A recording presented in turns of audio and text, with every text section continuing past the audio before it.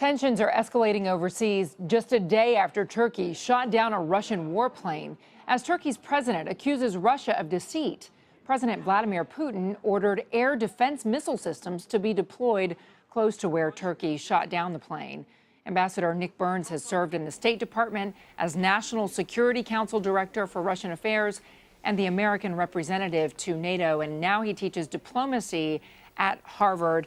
Ambassador, good to talk to you today. What is the likely impact of Russia now deploying these anti-aircraft missile systems?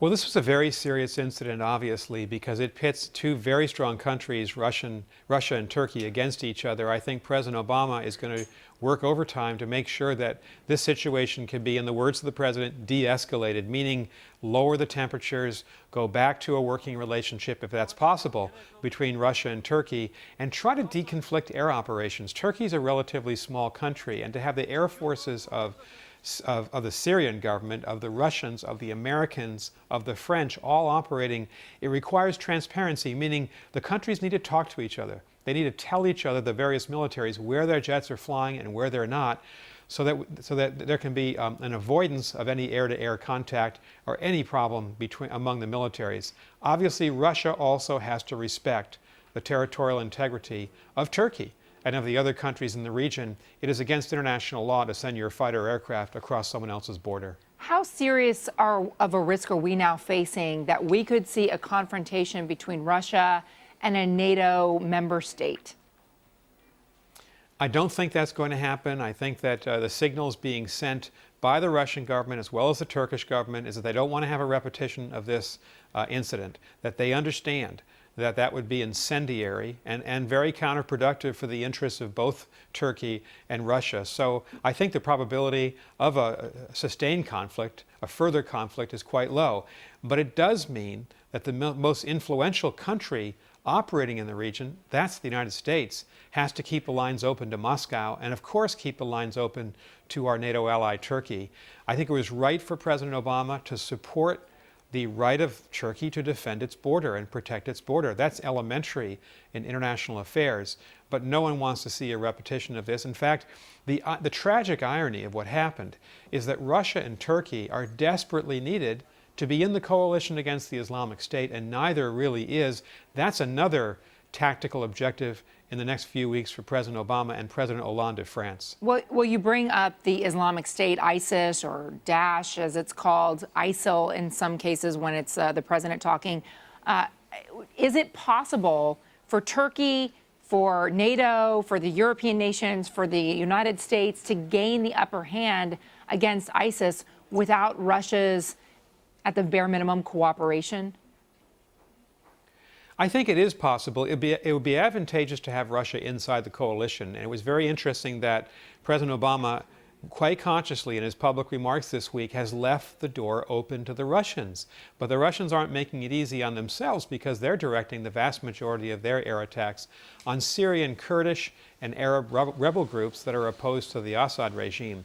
But the big challenge here is that airstrikes alone are not going to defeat the Islamic State. President Obama has been right to put together this air coalition, but unless you have Arabs and Kurds fighting the Islamic State on the ground in both Iraq and Syria, that group will not be defeated.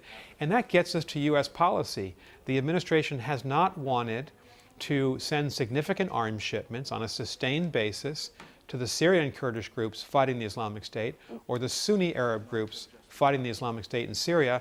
And that is the next step for the United States, to empower those groups on the ground to defeat the Islamic State and try to prevent that organization from funding and financing the kind of terrorist attacks that we saw in Paris. But Ambassador, could part of the reason be because when we do send equipment and goods, when we train soldiers, the soldiers have a way of disappearing, the goods end up in ISIS hands? It's a complicated scenario where you've got Russia in Syria to fight the opponents of Assad. Some of those opponents are groups that the United States supports, and yet we have a common adversary in ISIS, which is also an opponent of Assad. So here's Russia, who's both a potential adversary and a potential ally. How do we come up with a cohesive, common sense strategy? I don't think Russia's an adversary on the ground in Syria, but it is working at cross purposes to an extent with the United States and the coalition. One thing the administration could do, that the United States could do, would be to go to the Russian government and the Syrian government and say, unless the Syrian government ceases and desists from its barrel bomb, its savage barrel bombing of Syria's civilian population, then the United States and Turkey will institute a no-flight regime in the northern part of Syria.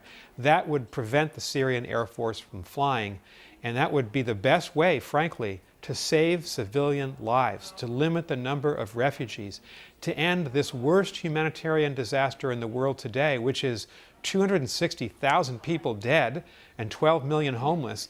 And that's the kind of, I think, tough politics, tough diplomacy that the administration now has to practice. Hillary Clinton, the former Secretary of State, has supported a no-flight zone. I think she's right.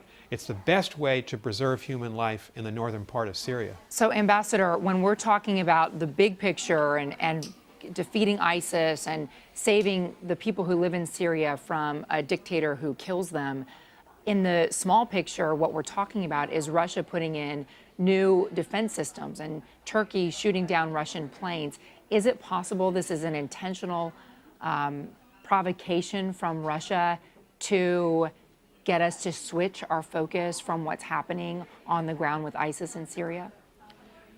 I don't think so. I think the real problem is that Syria is a small country.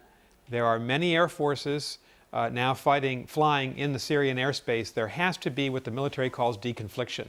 So these militaries, the Russian military, the Syrian military, the United States military, the French, the Turks, have to be transparent with each other about where their aircraft are operating to avoid collisions and avoid misunderstandings that could be catastrophic for any one of these countries. And the real onus has to remain on the Syrian government. It has blood on its hands, and that's the government that has to be driven from power, or in the course of negotiations, Assad has to leave at some point to have any chance of putting Syria back together again.